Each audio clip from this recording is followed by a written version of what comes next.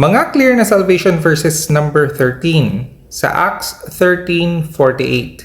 Bigyan muna natin ng context. Ito yung time na pumunta si Paul at si Barnabas sa Antioch in Pisidia. Ngayon, kinausap nila yung mga Hudyo at mga proselytes sa synagogue, sa Sabbath. At sinabi nga nila na yung Messiah nila na galing kay David ay dumating na at ito si Lord Jesus Christ. At siya ay namatay sa cross at nabuhay muli. At ito ay makikita sa kanilang scriptures, yung Old Testament. At sinabi rin ni Paul na yung pagsunod nila sa Old Testament na laws ay hindi sila ma-justify or ma-declare ng righteous, kundi makukuha lang nila yung kapatawaran at justification kay Lord Jesus Christ. Kaso maraming mga Hudyo na hindi naniwala.